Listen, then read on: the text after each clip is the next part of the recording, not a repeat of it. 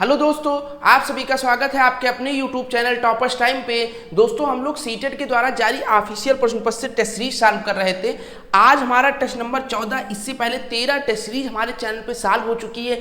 अगर आपने अभी तक उन क्लासेस को नहीं देखा तो हमारे चैनल पे विजिट करें, वहां आपको प्लेलिस्ट मिल जाएगी सीटेट प्राइमरी मैथ 1 के नाम से और सीटेट जूनियर मैथ के नाम से। वहां से जाके एक बार पिछली सारी क्लासेस दोस्तों जरूर देख लीजिए। इस क्लास में दोस्तों हम लोग सीटेट के द्वारा जितने प्रश्न पत्र हो चुके हैं उनको एक टेस्ट सीरीज के फॉर्म में सॉल्व कर रहे हैं, जिसमें मैं हर क्वेश्चन में आपको बेस्ट अप्रोच सिखाता चल रहा हूं कि एग्जाम हॉल में उस क्वेश्चन को आप कम से कम कैसे सॉल्व करना है, जिससे कम से कम समय लगे। हर क्वेश्चन का एक मैं बेस्ट अप्रोच, बेस्ट ट्रिक बताता हूं, जिससे आप कम से कम समय में उस क्वेश्चन को सॉल्व कर लें। क्योंकि एग्जाम हॉल में क्वेश्चन लगाना बहुत बड़ी बात नहीं, कम समय में लगाना बहुत बड़ी बात होती है।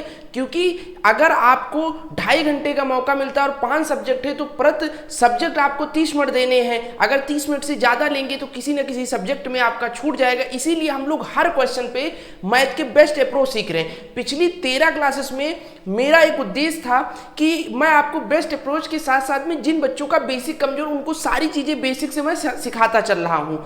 और लगभग 50 से 60% सीटेट का मैंने सिलेबस पूरा कवर कर दिया इन्हीं 13 टेस्ट सीरीज में। अगर आपने अभी तक नहीं देखा तो एक बार जाइए, सारी क्लासेस एक बार देख लीजिए।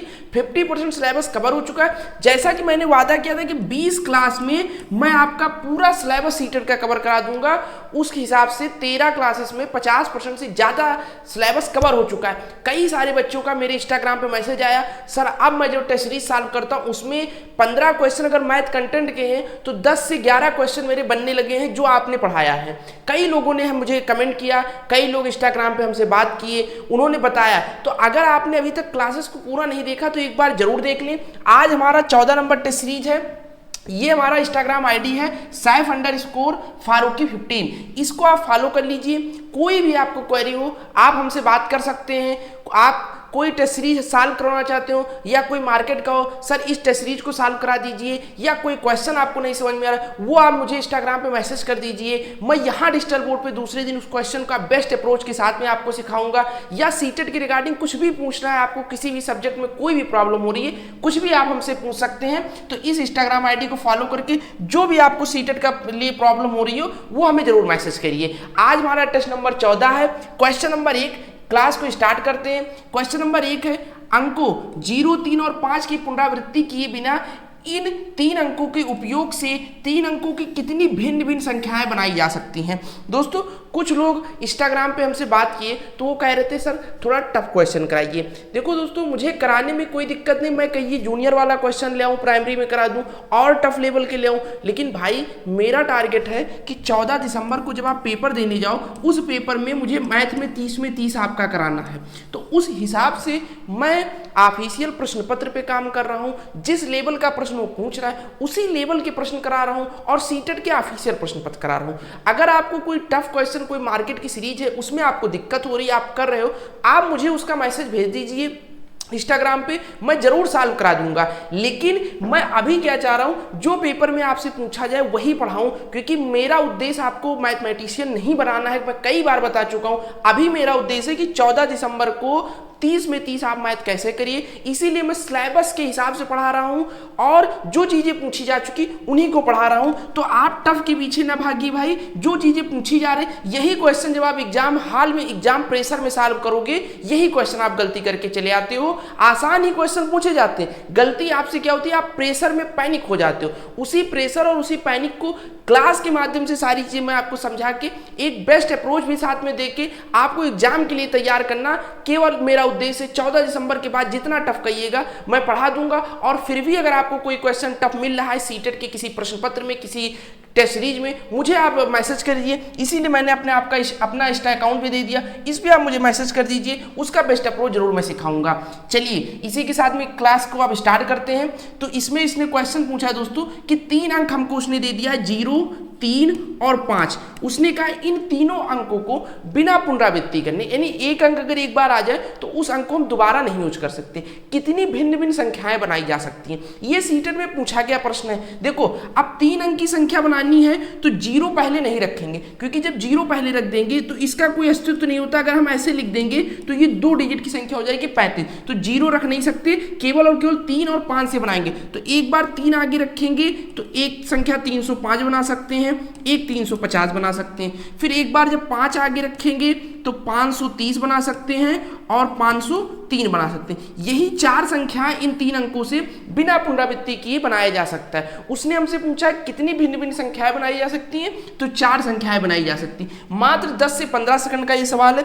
जिस तरीके से मैंने लगाया सेम इसी तरीके से आपको लगाना है। 4, 5 जो बने आप अपनी वहां कॉपी में बना लीजिएगा। कोई जल्दबाजी की नहीं है कि आप हड़बड़ा के जल्दी में करिए क्वेश्चन को बहुत पेशेंस के साथ पढ़ना है, बहुत आस्ते से करना है। ऐसे क्वेश्चन मिलेंगे 20 से 25 सेकंड में आप विदाउट पैनिक हुए आराम से बना सकते हैं। तो ऐसे छोटे क्वेश्चन में शॉर्ट ट्रिक ना ढूंढने की कोशिश करिए।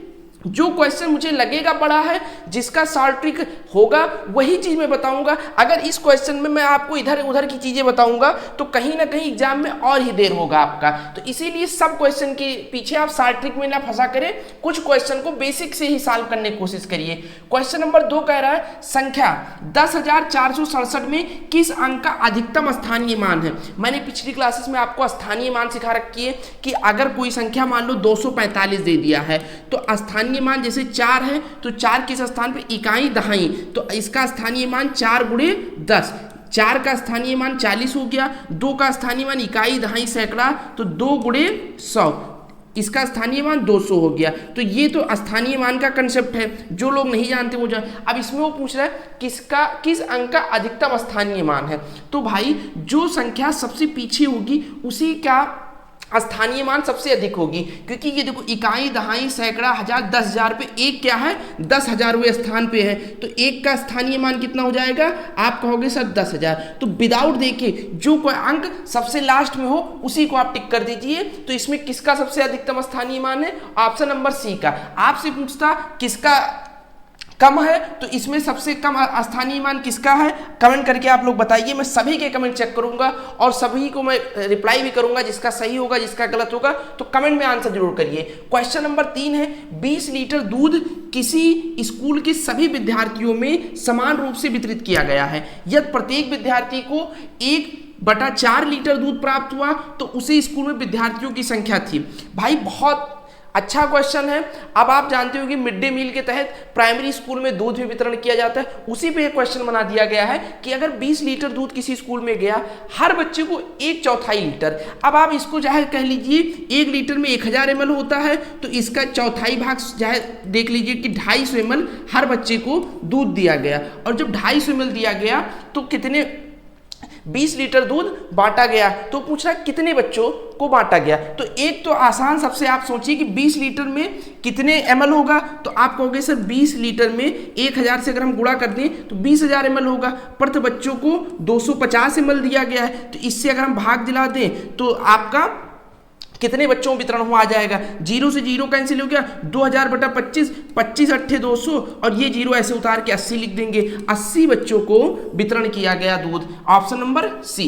देखिए इतना मैं बेसिक से बताने की कोशिश कर रहा हूं। अगर आप मैथ में कुछ भी नहीं जानते फिर भी सारी चीजें आपको समझ में आए। मेरा जो सबसे पहले दिन का क्लास था उसमें मैंने कहा था कि जिन बच्चों के आज से पहले 2, 4, 5 नंबर भी सीटेड में मैथ में ना आए उन बच्चों के भी 30 में 30 आएंगे। लेकिन 14 दिसंबर के साथ आप कंटिन्यू मेरी क्लासेस को देखते रहिए, मेरे साथ जरूर जुड़ जाइए। 14 दिसंबर तक चैनल को सब्सक्राइब कर लीजिए। वीडियो पसंद आ रही हो तो वीडियो को लाइक करके, मेरी मेहनत पसंद आ रही हो तो अपने दोस्तों के साथ शेयर जरूर करिए कि सर की क्लास देखिए। जिसकी मैथ कमजोर उनके पास तो क्लास को जरूर भेजिए। और अगर मेरा पढ़ाने का स्टाइल अच्छा लग रहा है, समझाने का, तो कमेंट सेक्शन में कमेंट करके जरूर बताइए कि सर ये चीज़ अच्छी लग रही। कोई चीज़ अगर आपको नहीं भी पसंद आ रही है वो भी आप मुझे बता सकते हैं, दूसरी क्लास में मैं सुधारने की कोशिश जरूर करूंगा। क्वेश्चन नंबर 4 है 1 और 50 के बीच कितने अभाज्य युग्म हैं। दोस्तों इससे पहले क्लास में अभाज्य युग्म मैंने बताया था, तो मैं चाहता हूं इसका आंसर आप लोग इसका आंसर आप लोग कमेंट सेक्शन में कमेंट करके हमें बताइए, क्योंकि जैसा मैंने वादा किया है कि 50 से 60% सिलेबस कवर हो चुका, और एक नहीं कम से कम कल ही मैं देख रहा था 10 बच्चों का मैसेज आया था जो कह रहे थे सर अब मैं जब पेपर को सॉल्व करता हूं तो लगभग 15 क्वेश्चन में 10 से 11 क्वेश्चन मुझे आपके पढ़ाए गए सिलेबस से दिख रहे हैं और बन भी रहे हैं। कम से कम 10-12 बच्चे मुझे कल ही इंस्टाग्राम पे मैसेज करके बताए कि सर 13 क्लास में तो आपने लगभग 70% सिलेबस कवर कर दिया, लेकिन मेरे अकॉर्डिंग अभी 60% सिलेबस कवर हुआ है भाई। 7-8 क्लासेस और होगी और उसके थ्रू जो 2-4 क्वेश्चन पैटर्न बचे हुए हैं, क्योंकि सीटेट का एक पैटर्न देखेंगे, आप पेपर उठाएंगे तो वो एक ही पैटर्न पे क्वेश्चन कई बार पूछता जा रहा है, कई बार, तो उसका एक लिमिटेड सिलेबस है और हम क्या कर रहे हैं प्रीवियस ईयर पेपर से अपना सिलेबस कवर कर रहे हैं। तो मेरा जो टारगेट था 20 क्लास में आपका पूरा सिलेबस कवर कराने का,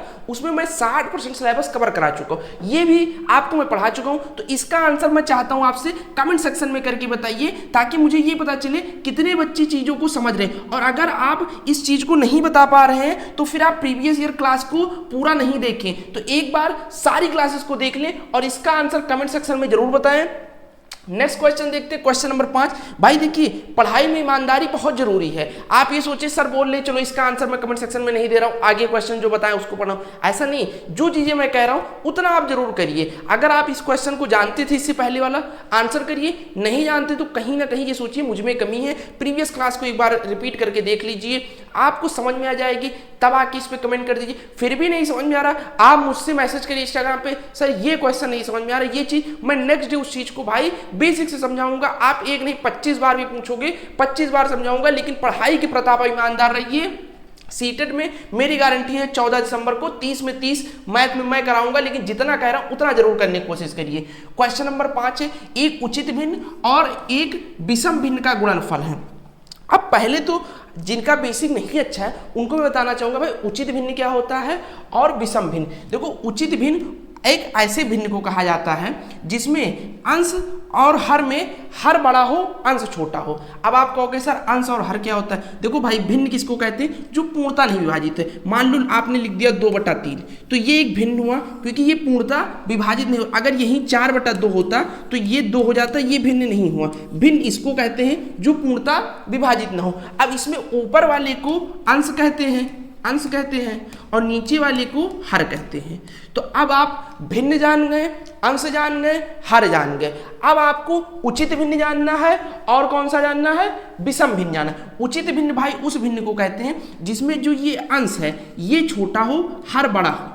जैसे ये एक उचित भिन्न हुआ, 2 छोटा है 3 बड़ा है, तो इसको एक उचित भिन्न कह सकते हैं। क्या कह सकते हैं? उचित भिन्न कह सकते हैं, इसको एक उचित भिन्न कह सकते हैं। अब आप कहोगे सर फिर विषम भिन्न क्या होता है? भाई जस्ट इसका अपोजिट कर दो आप। विषम भिन्न में जिस भिन्न का हर छोटा हो, अंश बड़ा हो। मान लो इसी को मैं ऐसे लिख दें 3/2, तो अब आप देखिए इसका अंश बड़ा हो गया, हर छोटा हो गया, तो ये एक विषम भिन्न हो गया। इस चीज को याद कर लीजिए। देखिए सिलेबस ऐसे कवर होता है, क्वेश्चन में जो चीज आया उसका पूरा 0 to हीरो लेवल का मैं ऑपरेशन कर देता हूं, ताकि अब कहीं उचित भिन्न, भिन्न, विषम भिन्न कुछ भी दिखे तुरंत आप क्लिक। तो ये चीजें आप नोट करते चलिए, ईमानदारी जरूर रखिए पढ़ाई में। आप एक कॉपी रख लीजिए, जो चीजें मैं नहीं बता रहा हूं उसको नोट कर लीजिए। अब कहीं भी ऐसा क्वेश्चन आपको दिखेगा आप कभी नहीं बोलोगे। तो जो मेरा सिलेबस कवर कराने की टेक्निक है वो यही है, ताकि आप बोर ना फील करो। अगर मैं इसी चीज को क्लास के रूप में पढ़ाऊंगा आपको कहीं ना कहीं बोरिंग होगी। इस तरीके से आप सिलेबस को अगर समझेंगे तो काफी अच्छा। अब इसने हमसे क्या पूछा कि एक उचित भिन्न, इसको जिसने नोट कर लिया हो नोट कर लीजिए, नहीं लिख किया है तो स्क्रीनशॉट ले लीजिए, बाद में जरूर कर लीजिएगा नोट। चलिए अब देखते हैं, अब क्वेश्चन पे आते हैं हम, उचित भिन्न और विषम भिन्न। देखिए एक उचित भिन्न, तो अब आप उचित भिन्न हम क्या मान लेते हैं? मान लो हमने मान लिया एक उचित भिन्न 3/4 है, उसने कहा एक विषम भिन्न मान लो, तो एक विषम भिन्न हमने मान लिया भाई 5/3।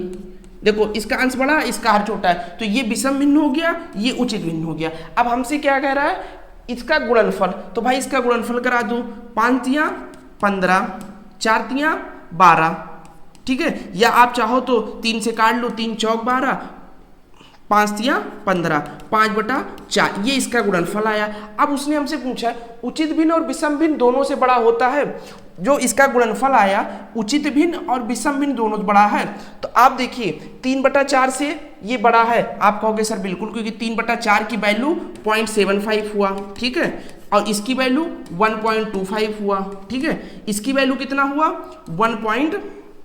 आप इसको कह सकते हो 1.67 कह सकते हो, ठीक है। तो इन दोनों से ये कहाँ बड़ा है भाई? इससे बड़ा है लेकिन इससे छोटा है, तो ये ऑप्शन गलत हो गया। फिर इसने कहा उचित भिन्न और विषम भिन्न दोनों से छोटा होता है, तो ये दोनों से कहाँ भाई छोटा है? ये तो इससे बड़ा है, तो ये भी गलत हो गया। फिर इसने कहा उचित भिन्न से बड़ा होता है तथा विषम भिन्न से छोटा होता है। देखो भाई, उचित भिन्न से बड़ा है 0.75 से 1.25 बड़ा है, और उचित भिन्न हो गया विषम भिन्न से छोटा है 1.67 से ये छोटा है, तो ऑप्शन नंबर सी सही है। अब इतना आपको नहीं करना, ये मैंने इसलिए इतना डिटेल में समझाया कि कहीं भी ऐसे प्रश्न देखे तो आपको कंफ्यूज नहीं, कुछ भी आप उचित भिन्न मान लीजिए, कुछ भी विषम भिन्न मान लीजिए, बस विषम भिन्न में अंश बड़ा होना चाहिए, उचित भिन्न में हर बड़ा होना चाहिए, फिर उसका गुणा कर लीजिए, उसके बाद ऑप्शन पढ़ लीजिए, जिस पे वो सेटिस्फाइड कर रहा उसी ऑप्शन को टिक कर दीजिए। इसमें ऑप्शन नंबर सी सही हो जाएगा। चलिए नेक्स्ट क्वेश्चन में, क्वेश्चन नंबर 6 से 4 अंकों की अधिकतम और न्यूनतम संख्याओं का योगफल। भाई पहले दिन क्लास से लगभग 4-5 क्लासेस में मैंने ये क्वेश्चन कई बार समझाया है कि अगर 3 अंक की बड़ी संख्या, 4 अंक की बड़ी संख्या, 5 अंक की बड़ी संख्या आपसे पूछे, जितने अंक की बड़ी संख्या पूछे उतनी बार 9 लिख दीजिए। 4 अंकों की अधिकतम संख्या तो 4 बार 9 लिख दीजिए, यही 4 अंकों की अधिकतम संख्या हो गई। फिर उसने कहा न्यूनतम संख्या, फिर 4 ही अंक का न्यूनतम संख्या। मैंने न्यूनतम संख्या के लिए भी आपको सबसे आसान ट्रिक बताया कि 4 अंक की न्यूनतम संख्या, 5 अंक की न्यूनतम संख्या, 6 अंक की न्यूनतम संख्या, कुछ भी पूछे पहले 1 लिख लो, और 4 अंक की है तो 4 से कम 3 बार 0 लगा दो। जैसे यहां मैंने 1 लिख लिया, 3 बार 0 लगाए, ये न्यूनतम संख्या हो गया। इसने इसका योगफल पूछा है, जोड़ दीजिए 9 9 9 9 1 10 10 999, ऑप्शन नंबर बी। कभी इसका अंतर पूछता है तो वहां घटा के आंसर कर दीजिए। ये क्वेश्चन सीटेट में मल्टीपल टाइम भाई, अगर 200 पेपर आपको सीटेट का मिलेगा, क्योंकि जब ऑनलाइन होता था तो लगभग 45 50 सेट एक ही सीटेट में बनता था, तो लगभग अगर 200 सेट होंगे तो लगभग 100 सेट में ऐसे प्रश्न पूछे गए हैं। तो ये प्रश्न इंपॉर्टेंट है और कई बार पूछे गए हैं, तो ऐसे क्वेश्चन को ये ना सोचिए आसान है, इस क्वेश्चन को आप इतने अच्छे से कर लीजिए कि एग्जाम हॉल में कम से कम समय में आए तो लगा ले। और यही सारे प्रश्न पूछे जा रहे हैं। अगर कोई आपको लग रहा है कि भाई टफ पूछा जा रहा है, आप मुझे भेजिए, मैं आपको उसको समझाऊंगा। टफ कुछ नहीं पूछा जा रहा है, उसका हो सकता है आपका बेसिक ना अच्छा हो, इसलिए वो आपको टफ लग रहा हो। जब यहाँ बोर्ड पर मैं ऑपरेशन करके सिखाऊंगा, सारी चीजें आसान लगने लगेंगी। तो एक चीज जरूर कहूंगा, अपना बड़ा भाई समझ के, छोटा भाई समझ के, कोई भी प्रॉब्लम हो सीटेट की रिकॉर्डिंग मुझे मैसेज जरूर करिए। इंस्टाग्राम पे आप फॉलो कर लीजिए, कोई भी दिक्कत सीटेट की रिकॉर्डिंग हो 14 दिसंबर तक, सीडीपी, ईबीएस या और किसी सब्जेक्ट में, मैथ्स में हुआ या जूनियर के लिए मैथ्स साइंस में हुआ या ईबीएस में लिए हुआ, कुछ भी हो जरूर पूछिए, क्योंकि मैंने बीएड कर रखा है, मैंने सीटेट क्वालिफाइड कर रखा है। मैं जिस चीज को देख चुका हूं, जिस चीज की को क्वालिफाइड कर चुका हूं, शायद कहीं ना कहीं उस चीज के बारे में जो अगर आपको कोई प्रॉब्लम हो रही है तो मुझे लगता है कि मैं आपको अच्छे तरीके से समझा सकता हूं। तो उसके लिए जरूर पूछे, कोई भी प्रॉब्लम हो किसी भी सब्जेक्ट के रिगार्डिंग आप खुल के पूछ सकते हैं मुझसे इंस्टाग्राम पे। क्वेश्चन नंबर 7 है, एक बिंदु से होकर खींची जा सकने वाली रेखाओं की संख्या। भाई एक बिंदु है, ये मान लो मैंने बिंदु मान ली, इससे कितनी रेखाएं खींच सकते हैं? आप कहोगे सर इससे तो जितनी मन उतनी रेखाएं खींच सकते हैं, एक बिंदु से हम कितनी भी रेखा खींच सकते हैं ऐसे ऐसे। भाई एक बिंदु से सीधी कितनी भी रेखाएं हम ऐसे खींच सकते हैं, तो कितनी रेखा, 2 रेखा, 4 रेखा था, या अपरिमित रूप से अनेक, तो अपरिमित रूप से अनेक, इनफाइनाइटली मैनी टाइम्स हम कितनी भी रेखा चाहें उतनी रेखा खींच सकते हैं। क्वेश्चन नंबर 7 का आंसर ऑप्शन नंबर डी सही हो जाएगा। क्वेश्चन नंबर 8 है, एक घन का प्रत्येक फलक किस आकार का होता है? मैंने पिछली क्लासेस में घन के फलक, घन के किनारे, घन के शीर्ष, सारी चीजें बहुत अच्छी तरीके से बाई फिगर दिखा के आपको क्लियर कर चुका। घन का आयतन, घन का क्षेत्रफल, घन का पृष्ठीय क्षेत्रफल, घन का संपूर्ण पृष्ठीय क्षेत्रफल, सारी चीजें भाई सिखा चुका हूं। एक बार क्लास जरूर देखिए, वैसे नहीं आपसे दावा कर रहा हूं कि 60% सिलेबस कवर हो चुका है, वास्तविकता में कवर हो चुका है। जिन बच्चों ने देखा उन्होंने पर्सनली मैसेज करके कहा है सर 60 नहीं 70% सिलेबस आपने 13 क्लासेस में कवर करा दी है। तो आपको पता होगा घन का प्रत्येक प्रत्येक फलक किस आकार का होता है? तो भाई घन का मैंने आपको आयतन लिखाया था a क्यूब होता है, घन का पृष्ठीय क्षेत्रफल मैंने बताया था 6a स्क्वायर होता है। तो ये a जो भुजा है, ये चारों भुजाएं आपस में बराबर होती है तभी तो 6a स्क्वायर होता है। इसका मतलब ये एक वर्ग के फॉर्म में होता है, क्योंकि ये भी a, ये भी a, ये भी a, ये भी a, चारों भुजाएं बराबर होती है। तो यही पूछ रहा था घन का प्रत्येक फलक किस आकार का होता है? स्क्वायर के आकार का होता है।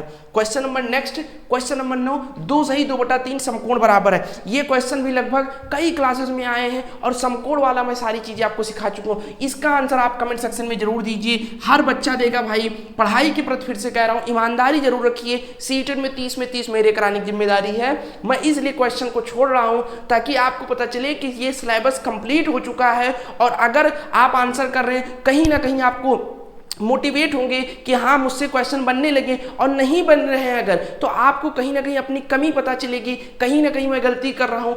पिछली क्लासेस को जरूर देखोगे, हो सकता है आपने सारी क्लासेस देखा हो लेकिन उसका रिवीजन नहीं किया हो, इसलिए आपसे क्वेश्चन नहीं बनने। तो अगर रिवीजन नहीं किया है तो रिवीजन कर लीजिए, नहीं देखा है तो देख लीजिए। इसका आंसर कमेंट सेक्शन में जरूर दीजिए। क्वेश्चन नंबर 10 की ओर चलते हैं। किसी स्कूटर ने पहले माह में 67 किलोमीटर 8 हेक्टामीटर 4 डेकामीटर की दूरी तय की। अब ये क्वेश्चन अच्छा आया भाई, इसमें एक चीज हेक्टामीटर फिर डेकामीटर आया है, तथा दूसरी माह में 48 किलोमीटर 8 डेकामीटर 7 मीटर की दूरी तय की। दूसरे माह की तुलना में उसने पहले माह में कितनी दूरी तय की? पहली चीज तो मैं आपको हेक्टामीटर और डेकामीटर समझाने की कोशिश करूंगा। देखो, एक हेक्टामीटर जो होता है ये 10 डेकामीटर के बराबर होता है। इस चीज को आप पहली चीज याद कर लीजिए, एक हेक्टामीटर 10 डेकामीटर के बराबर होता है। फिर एक डेकामीटर, क्या चीज? एक डेकामीटर 10 मीटर के बराबर होता है। इस चीज को आप याद कर लीजिए। सीटेट में डायरेक्ट भी वो पूछ लेता है और इसको क्वेश्चन बना के भी दे देता है, तो इस चीज को आप कहीं नोट कर लीजिए, स्क्रीनशॉट ले लीजिए। ये चीजें सीटेट ने कई बार भाई पूछ रखी हैं अपने टेस्ट पेपर में, इस चीज को कई बार पूछ रखी है, तो इसको जरूर आप नोट कर लीजिए। अब देखिए क्वेश्चन, 67 किलोमीटर 8 हेक्टामीटर, लेकिन यहाँ हेक्टामीटर नहीं भाई डेकामीटर है, तो हमें इसका अंतर निकालना है कि तुलना में उसने पहले माह में कितनी दूरी अधिक तय की, यानी इससे कितनी अधिक दूरी की। तो किलोमीटर से तो किलोमीटर घटा लेंगे, हेक्टामीटर से डेकामीटर नहीं घटा पाएंगे, तो इसको हमको डेकामीटर में बदलना है। अब आप कहोगे सर 1 हेक्टामीटर में तो 10 डेकामीटर होता है, इसका मतलब 8 हेक्टामीटर में तो 80 डेकामीटर हो जाएगा। 80, क्योंकि 1 हेक्टामीटर में 10 डेकामीटर होता था, मैंने 10 से मल्टीप्लाई करके 80 डेकामीटर लिख दिया, और 4 डेकामीटर और है, तो ये 67 किलोमीटर कितना हो जाएगा? 67 किलोमीटर, साथ में 80 डेकामीटर और 4 डेकामीटर मिलकर 84 डेकामीटर हो जाएगा। इतनी बातें आपको समझ में आई। फिर यहाँ देखो 48 किलोमीटर और 8 डेकामीटर है, फिर 7 मीटर है। अब एक चीज और देखो भाई, मुझे यहाँ मीटर भी चाहिए, यहाँ मुझे मीटर भी चाहिए, तो भाई 1 डेकामीटर में 10 मीटर होता है, तो इसको हम इस 84 जगह पे इसको इस तरीके से कर लिखिए 67 किलोमीटर, फिर इसको 83 डेकामीटर लिख दें, और 1 डेकामीटर को हम मीटर में लिख दें 10 मीटर। अब देखिए सारी चीजें उसी तरीके से हो गई, किलोमीटर डेकामीटर मीटर। अब 48 किलोमीटर 8 डेकामीटर, देखो 48 किलोमीटर 8 डेकामीटर और 7 मीटर, ठीक है। अब हम इसको माइनस कर सकते हैं, आप लोगों ने इसको जरूर लिख लिया होगा, तो इसलिए मैं क्लीन कर दे रहा हूं इसको, ठीक है। अब इसको माइनस कर लीजिए, 67 से 48 गया 19 किलोमीटर, ठीक है। 83 डेकामीटर से 8 डेकामीटर निकलेगा, आप कहोगे सर 75 डेकामीटर बचा, और 10 मीटर से 7 मीटर गया 3 मीटर बचा। अब देखिए एग्जाम हॉल में आपको जैसे 19 किलोमीटर दिख जाए आप आंसर टिक कर दीजिए, लेकिन आप कहोगे सर यहाँ तो 7 हेक्टामीटर 5 डेकामीटर लिखा है, आप 75 डेकामीटर लेके आए। तो भाई 1 डेकामीटर में मैंने आपको 10 डेकामीटर में मैंने बताया है कि 10 डेकामीटर में 1 हेक्टामीटर होता है, तो उसने 70 डेकामीटर को 7 हेक्टामीटर लिख दिया। 19 किलोमीटर 7 हेक्टामीटर उसने लिख दिया, और 5 डेकामीटर को ऐसे लिख दिया, 3 मीटर को लिख के आंसर उसने दे दिया। तो ये चीज देखो भाई सीटेट की खूबसूरती। आप कह रहे हो कि आसान क्वेश्चन पूछा जाए, एक क्वेश्चन आपसे ऐसे पूछ लेगा तुरंत पसीने छूट जाएंगे और उसी के चक्कर में इतना आप पैनिक हो जाओगे कि इसके बाद जो आसान क्वेश्चन आएंगे वो भी गलत करने लगोगे। तो इसलिए ज्यादा आप हवा में ना उड़िए, टफ क्वेश्चन आसान क्वेश्चन ना करिए। जो चीजें सीटेट में पूछी जा रही, चाहे टफ चीज हो चाहे आसान चीज हो, सारी चीज यहाँ पढ़ाई जाएगी। सबका आपको बेस्ट अप्रोच बताया जाएगा, सबका बेसिक बताया जाएगा। चाहे मैथ आती है आपको, चाहे मैथ नहीं आती, कोई टेंशन नहीं, लेकिन ईमानदारी से सारी क्लास को जरूर देखिए। और अगर मेरी मेहनत पसंद आ रही हो तो अपने दोस्तों के साथ शेयर करिए, चैनल को सब्सक्राइब करके क्लास को लाइक जरूर करें। और सपोर्ट की मुझे आपकी जरूरत है, जितना आप सपोर्ट करेंगे उतना मैं मोटिवेट होऊंगा और भी सारी क्लासेस आपको लेके आऊंगा 14 दिसंबर तक। तो अपने दोस्तों के साथ क्लास को ना शेयर करना भूले। ये क्वेश्चन अगर समझ में आ गया हो कमेंट सेक्शन में एक बार थम्स अप कर दीजिए, और जो चीज़ें आपको इसमें लगा हो कि हम नहीं जानते उस चीज़ को नोट करिए जरूर कॉपी में, ताकि नेक्स्ट बार जब भी आएगा मैं उसको समझाऊंगा नहीं भाई, कमेंट सेक्शन में आंसर पूछूंगा, तब आपको खुद आत्मग्रीनता होगी कि सर ने इस चीज़ को पढ़ाया लेकिन हम पढ़े नहीं। इसीलिए मैं कमेंट सेक्शन में आंसर देखता हूँ, जो क्वेश्चन मैं पढ़ा चुकता हूँ उसको दोबारा इसीलिए मैं नहीं पढ़ाता हूँ, ताकि आपको खुद महसूस हो कि हम गलती कर रहे हैं, ईमानदारी हम पढ़ाई के प्रति नहीं रख रहे हैं। तो इसलिए ईमानदारी रखिए भाई, फिर कह रहे हैं ईमानदारी जरूर रखिए। क्वेश्चन नंबर 11 है, किसी स्कूल में विद्यार्थियों का अध्ययन 10:10 AM पर प्रारंभ हुआ तथा 12:55 PM पर मध्य अवकाश आरंभ हुआ, तो मध्य अवकाश तक अध्ययन समय। क्लास स्टार्ट होने से जो लंच टाइम होता है उसकी टाइम पीरियड 10:10 से 12:55, तो आप घटा लीजिए 10 मिनट और 55 मिनट से यहाँ 45 मिनट बचा, और 10 से 12 2 घंटे, तो 2 घंटे 45 मिनट क्लास चले। कहाँ है? 2 hour 45 minute, option number C. तो ऐसे आसान क्वेश्चन भी सीटेट पूछता है, लेकिन जहां एक बीच में आपको अच्छा क्वेश्चन दिया आप नहीं लगा पाए, इतना आप पैनिक हो जाओगे, तुरंत क्वेश्चन गलत करने लगोगे। तो इसीलिए क्वेश्चन वहां पढ़ने के लिए पेशेंस रखिए। कोई भी क्वेश्चन बड़ा हो छोटा हो पैनिक ना होइए भाई। सबसे महत्वपूर्ण होता है आप कुछ भी पढ़ के जाइए, वहां डिलीवर करना सबसे बड़ी बात है। कितना आप एग्जाम हॉल में डिलीवर कर रहे हैं, पढ़ते सब लोग हैं, बस आपको अप्रोच नहीं पता। मैं इसीलिए सारी चीजें अप्रोच सिखाता रहता हूँ, कैसे क्वेश्चन पढ़ना है, कैसे क्वेश्चन सॉल्व करना है, किस ट्रिक से लगाना है, क्योंकि मैं उस चीज को देख चुका हूँ। एग्जाम हॉल का प्रेशर खुद मैंने फेस किया, इसलिए आपको बताने की कोशिश किया करता हूँ कि कहीं भी पैनिक ना होइए भाई। पैनिक होके जो बच्चा सीटेट में फेल हुआ है, अगर आप खुद फेल हुए, नहीं फेल हुए, अपने से सीनियर से पूछिए जाके, भाई आप फेल हुए क्या, आप पढ़ने में कमजोर थे? वो खुद कहेगा भाई मैं घर पे टेस्ट सीरीज सॉल्व करता था, मेरे अच्छे नंबर आते थे, एग्जाम हॉल में मैं पैनिक हो गया, प्रेशर ले लिया और मैं फेल हो गया। वो गलती आप ना करिए, बस मैं ये चाहता हूँ। और इसीलिए बड़ा भाई समझ के आप मुझे कोई भी दिक्कत हो रही है सीटेट में जरूर पूछिए। और मैं ऐसे आपको समझा रहा हूँ, मैं आपको गुरु के तरीके ने, अपने छोटे भाई के तरीके समझाने की कोशिश कर रहा हूँ कि जो चीज़ मैंने फेस की है, जहाँ मुझे लगा यहाँ प्रॉब्लम हो रही है, इस वजह से बच्चे फेल हो, उस चीज़ को मैं जरूर बता रहा हूँ। और धीरे धीरे हर क्लासेस में उस निगेटिव चीज़ को बताऊँगा जो गलती आप ना करें, क्योंकि सीटेट का रिजल्ट कभी भी 15% से 20% से ज़्यादा नहीं है। जबकि सीटेट का पेपर आसान होता है, बस उनको एक अप्रोच नहीं पता है। वही अप्रोच 14 दिसंबर तक धीरे धीरे मैं आपके पास अंदर डेवलप करूंगा, उसके लिए आप क्लास कंटिन्यू लेते रहें। क्वेश्चन नंबर 12 है, 4 सर्वसम वर्गों का क्षेत्रफल 256 वर्ग इकाई। देखिए सर्वसम का मतलब होता है सेम उसी टाइप। तो 4 वर्ग का क्षेत्रफल 256 है, तो 1 वर्ग का क्षेत्रफल कितना रहा होगा? आप कहोगे सर 4 256 को अगर 4 से भाग देते 64 चौका 256, यानी 64 वर्ग इकाई 1 वर्ग का क्षेत्रफल रहा होगा। फिर इसने का एक आयत बनाने के लिए जोड़ा जाता है,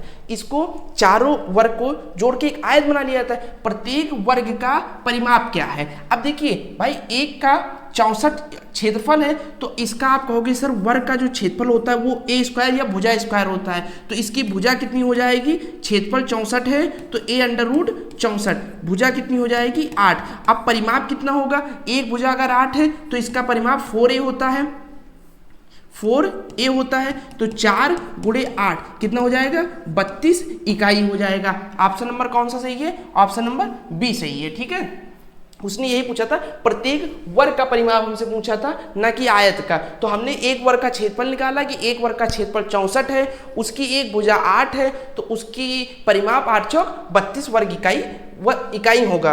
चलिए क्वेश्चन नंबर नेक्स्ट देखते हैं। क्वेश्चन नंबर 13, निम्नलिखित पैटर्न में अगला कथन क्या होगा। भाई अगर कोई क्वेश्चन आपको नहीं समझ में आ रहा, आप यूट्यूब पे मुझे कमेंट कर दीजिए। यूट्यूब पे इतने लोगों का रिप्लाई नहीं कर पाता। अगर आप इंस्टाग्राम चलाते हैं, वहाँ फॉलो करके कमेंट कर दीजिए कि सर, मैसेज कर दीजिए मुझे डायरेक्ट कि सर ये क्वेश्चन मुझे नहीं समझ में आया, उस क्वेश्चन का पर्टिकुलर स्क्रीनशॉट लेके भेज दीजिए। या और कोई क्वेश्चन किसी अध्यापक का हो, आपको नहीं समझ में आ रहा, मुझे भेज दीजिए। मैं नेक्स्ट डे उस चीज़ को बहुत बेसिक से आपको समझाऊंगा। तो कोई क्वेश्चन नहीं समझ में आ रहा तो उसको छोड़ के आगे ना बढ़िए, मुझसे पूछिए जरूर। इसीलिए मैंने आपको सारी चीज़ें बता रखी कहाँ मुझसे पूछना है, ताकि कोई भी क्वेश्चन किसी भी बच्चे को ऐसा ना रहे ना समझ में। मैं एक बार नहीं 25 बार उसी चीज़ को बताने के लिए तत्पर हूँ, लेकिन आप मुझसे पूछिए जरूर उस चीज़ को। क्वेश्चन नंबर 13 है, निम्नलिखित पैटर्न में अगला कथन क्या होगा। भाई पैटर्न के एक क्वेश्चन जरूर पूछता है सीटेड, और अभी तक 13 टेस्ट सीरीज में मैंने हर टेस्ट सीरीज में पैटर्न के क्वेश्चन आपको जरूर पढ़ाया है, और बहुत अच्छे तरीके से विदाउट किसी प्रीवियस नॉलेज के बताया है।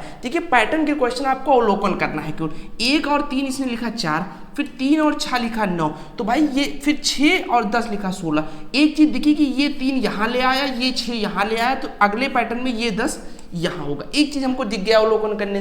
अब भाई इसको जोड़ के इधर वाली लिख रहा है, तो भाई ये वाली संख्या हमको पहले मिल गई। अब ये संख्या ये कैसे लिख रहा है ये देखो। तो भाई देखो 3 के बाद उसने क्या लिखा, 6 लिखा, 3 बढ़ाया, 6 के बाद 10 लिखा, 4 बढ़ाया, तो 10 के बाद 5 बढ़ा दो 15 लिख दो, प्लस इधर वाले में 10 रख दो और इधर वाले में 15 रख दो, जोड़ के दोनों कितना हो जाएगा 25। देखो आंसर में कहीं दिखा 10 + 15 25। तो अवलोकन वाले क्वेश्चन, जो पैटर्न वाले क्वेश्चन, उसमें घबराना नहीं, बस केवल अवलोकन करना है कि हो क्या रहा है। बहुत आसान ये क्वेश्चन होते हैं, फ्री के नंबर, इसको ना गलती करके आइएगा। मिलान चिन्ह निरूपण में निम्नलिखित में से कौन 9 प्रक्षेणों को सही रूप में निरूपित करता है। देखो प्रक्षेणों को किस तरीके से निरूपित किया जाता है मैंने प्रीवियस एक क्लास में बता रखी है, मैंने बहुत डिटेल बताई थी। मैं चाह रहा हूं एक बार आपको यहां भी बता दूं। देखो कैसे इसको निरूपित किया जाता है। 1 को ऐसे निरूपित किया जाता है, ठीक है, ये 1 है। 2 को ऐसे निरूपित किया जाता है, ये 2 है, 2 डंडी लगा दो। 3 को ऐसे किया जाता है, 4 को ऐसे किया जाता है, ठीक है, ये 4। अब 5 को कैसे किया जाता है, 1 2 3 4, 4 पांचवी डंडी नहीं लगाएंगे, 5 ऐसे 4 बना के देखो एक बार, ऐसे 1 2 3 4 बना के एक ऐसे कट लगा देंगे। ये हुआ 5 को निरूपित करना, ठीक है। इधर से नहीं, सॉरी, एक चीज ये ऐसे कर दीजिए, 1 2 3 4 ऐसे, ये 5 को निरूपित। अब अगर 6 को बनाना है तो बस इसी में ऐड कर दीजिए, ये 5 का चिन्ह ऐसे लिख लीजिए और 1 लिख दीजिए। 7 करना है तो 5 का चिन्ह ऐसे कर लीजिए, 2 लिख दीजिए। ऐसे 8 लिखना है तो 3 बार लगा दीजिए, 9 लिखना है 4 बार। अब इसमें 9 का निरूपण कौन कर रहा है, तो देखो इसमें भाई ये तो 3 और 3 6, इसका कोई निरूपण ही नहीं होता। ये तो भाई 5 का निरूपण कर रहा है, लेकिन ये कुछ होता ही नहीं। यहाँ देखो ये 5 का निरूपण कर रहा है, ये 4 का, तो 9 का निरूपण यही कर रहा है। तो इस चीज को आप एक बार दिमाग में बैठा लीजिए। सीटेट में कई बार इस चीज का क्वेश्चन पूछा जा चुका है। 5 कैसे बनता है, बस 1 2 3 4 आप सिंपल ही है 5 याद कर लीजिए, 6 7 8 उसी में लगाते जाइए। जैसे 7 है तो 2 बार डंडी, 8 है तो 3 बार। चलिए क्वेश्चन नंबर 15 है, प्रथम 10 समप्राकृतिक संख्याओं का माध्य। तो माध्य बराबर कुल संख्याओं का योग बटा कितनी संख्याएं हैं को भाग दिलाने पे माध्य निकलता है। देखो माध्य बराबर कुल संख्याओं का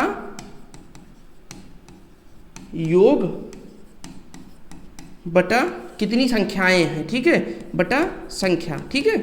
ये माध्य का फार्मूला होता है, जिसको नहीं पता वो इस चीज को नोट कर ले। अब उसने पूछा हमसे प्रथम 10 समप्राकृतिक संख्या, तो आप कहोगे सर प्रथम समप्राकृतिक संख्या 2 है, फिर 4, फिर 6, फिर 8, फिर 10, फिर 12, फिर 14, फिर 16, फिर 18, फिर 20। ये हो गया प्रथम 10 समप्राकृतिक संख्याएं। अब इसका जोड़ने का एक सबसे आसान ट्रिक है, 2 कॉमन कर लीजिए, फिर 1 2 3 4 5 6 से 10 तक होगा, n+1/2 लगा दीजिए, तो ये आसान। लेकिन जब बड़ी श्रृंखला हो तब इस फार्मूले को लगाइए, वरना आसानी से आप जोड़िए। थोड़ा सा कैलकुलेशन अगर आप करेंगे आपका माइंड स्ट्रांग होगा। देखिए 4 2 6 6 12 8 20 10 30 और 12 42 और 14 56 और 16 72 और 18 90 और 20 110। तो ऐसे कुछ चीजें आप जोड़ने की भी कोशिश किया करें। तो कुल संख्याओं का योग कितना आ गया 110। संख्याएं कितनी हैं आप कहोगे 10 संख्याएं हैं, 10 से भाग दिला दो, 11 दहम्मा 110, 11 इसका माध्य आ गया। ऑप्शन नंबर बी सही हो गया, ऑप्शन नंबर बी से। तो कैलकुलेशन भाई करने की आदत डालिए। मैं 60 ट्रिक तो बताऊंगा, इसमें आप 2 कॉमन कर लीजिए, n+1/2 पे लगा लीजिए, वो तुरंत निकल आएगा। लेकिन जहां आसान दिखे वहां कैलकुलेशन करिए ताकि आपका माइंड थोड़ा फास्ट हो जाए कैलकुलेशन के लिए। तो ये रहे 15 क्वेश्चन।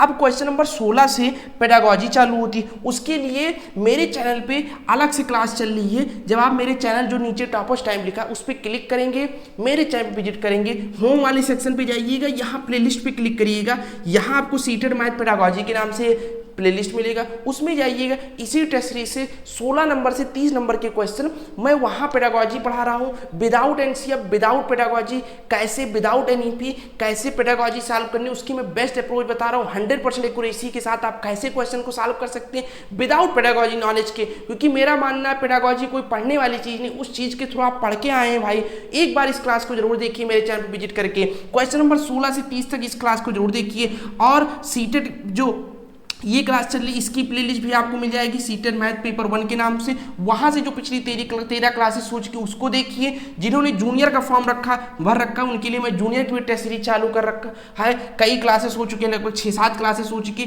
वहां से जाके वो देखिए। और अगर आपने अभी तक मुझे इंस्टाग्राम पे नहीं फॉलो किया है तो इंस्टाग्राम पे फॉलो करके जो भी सीटेड के रिगार्डिंग कुछ भी पूछना हो, आप मेरी ये आईडी सैफ_फारूकी15 इसको आप सर्च कर लीजिए इंस्टाग्राम पे। ये डीपी आपको दिखेगी, ये बायो में लिखा दिखेगा, इसको फॉलो करके जो भी मैसेज है आपसे पूछना चाहे सीटेड के राइटिंग कुछ भी, कई बच्चों ने कई दिन से लगातार मैसेज आ रहे हैं, सबके रिप्लाई मैं कर रहा हूँ। जो चीज़ें कहीं उनको प्रॉब्लम दे रही सीटेड में सारी चीज़ें मैं सॉल्व कर रहा हूँ। तो अगर आपको भी कोई दिक्कत है फॉलो करके जरूर पूछ लीजिए। और अगर वीडियो पसंद आई हो तो वीडियो को लाइक करके चैनल को सब्सक्राइब करके अपने दोस्तों के साथ जरूर शेयर करिए। मिलते हैं नेक्स्ट डे नेट क्लास में। धन्यवाद।